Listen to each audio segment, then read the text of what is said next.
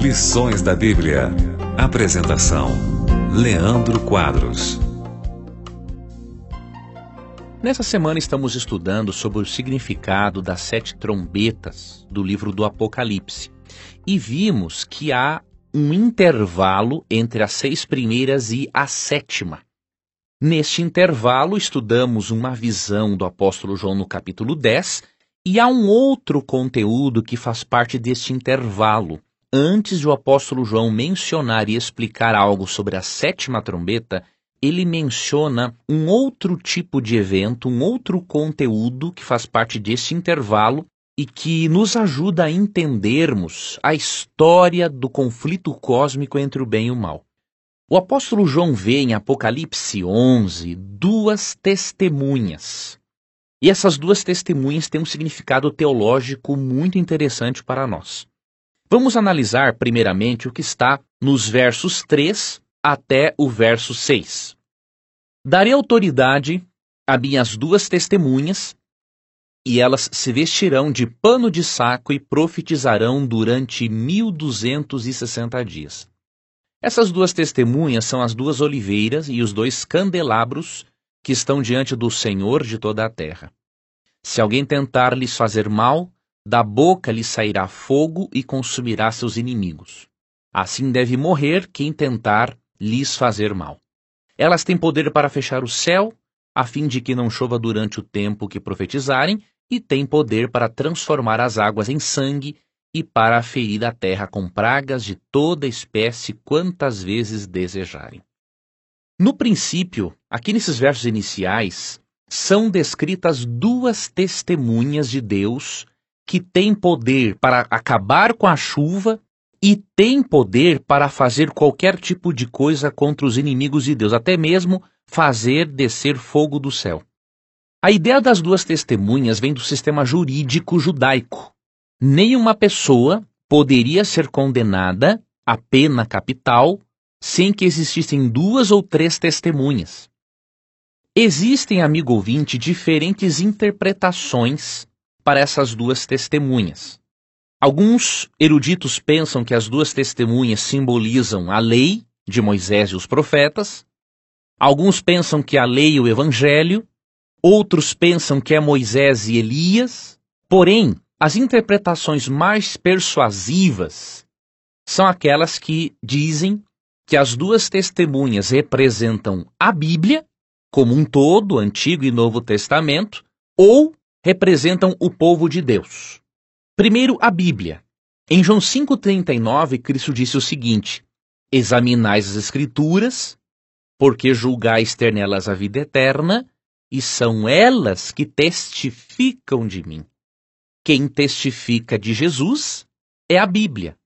E a Bíblia é a palavra poderosa de Deus. Na Bíblia se revela a palavra de Deus. E esta palavra de Deus é tão poderosa que por meio de sua palavra Deus mandou pragas sobre o Egito, de acordo com Êxodo capítulo 7, também até o capítulo 11, e por meio da sua palavra Deus comunicou a Elias que ele não permitiria que chovesse na terra por causa da idolatria. Então as 2 testemunhas de Deus podem se referir à Bíblia, tanto ao Antigo quanto ao Novo Testamento. O detalhe é que aqui no versículo 3 diz que essas 2 testemunhas profetizariam vestidas de pano de saco durante 1260 dias. O pano de saco era uma vestimenta que era usada em momentos de luto, de acordo com Gênesis 37 e 34. E este período dos 1260 dias, profeticamente se refere ao período de 1260 anos, ao período medieval em que a Bíblia foi ocultada das pessoas.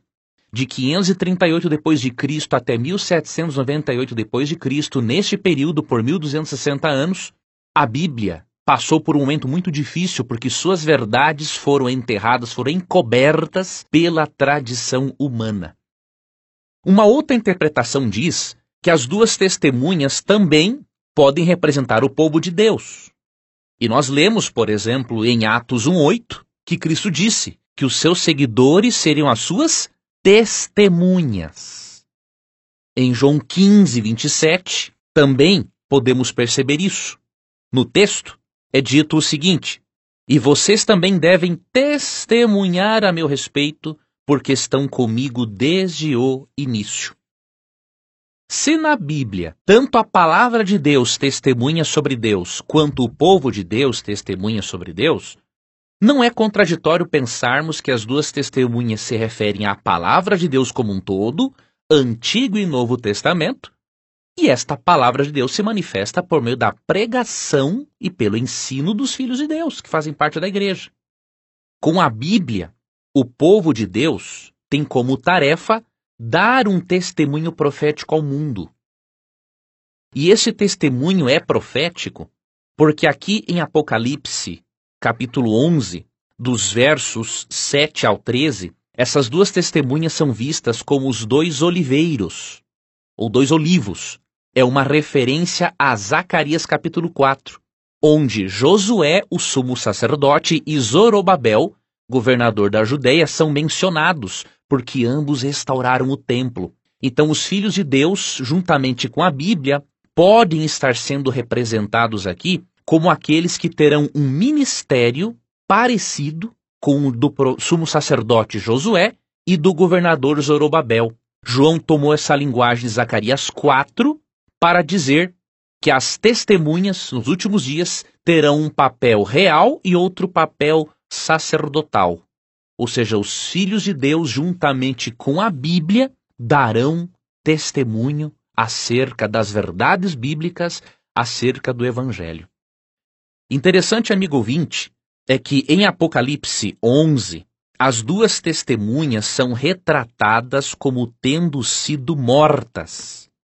No verso 7 é dito que a besta que vem do abismo lutará contra elas e as vencerá e as matará.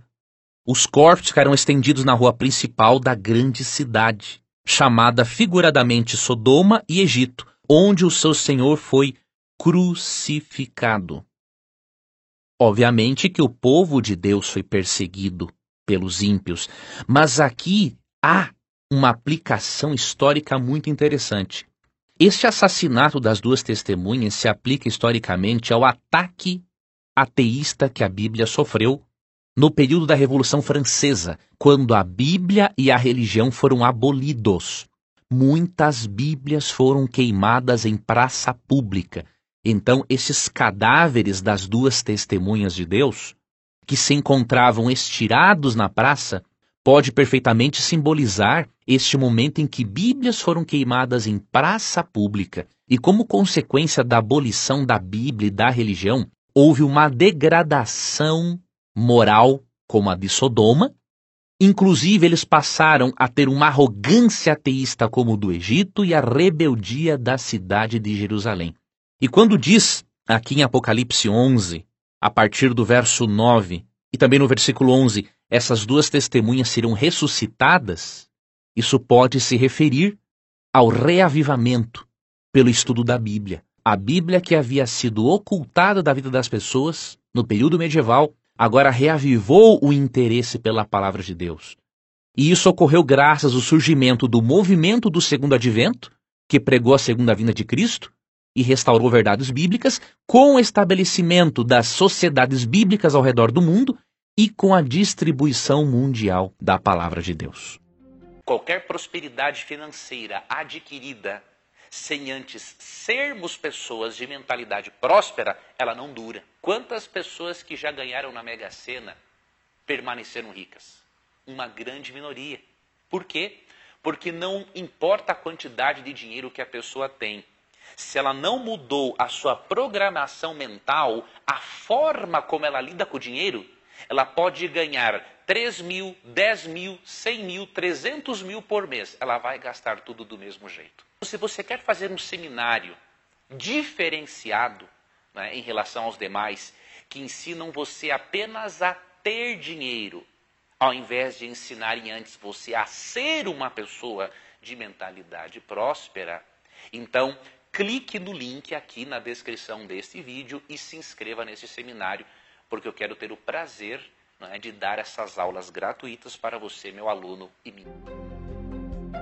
Você gostaria de receber a programação da Rádio Novo Tempo e também o programa Lições da Bíblia via WhatsApp? Você tem essa oportunidade agora. Você pode acessar ADV, A de amor, D de dado, V de Vitória, adv.st/Rádio Novo Tempo. Ao acessar, você pode cadastrar-se e receber este programa, além de outros conteúdos exclusivos diariamente. Cadastre-se, é grátis, é prático e com certeza você estará também compartilhando esperança com outras pessoas. Fique com Deus e obrigado por acompanhar mais um programa Lições da Bíblia. Você ouviu Lições da Bíblia. Apresentação: Leandro Quadros.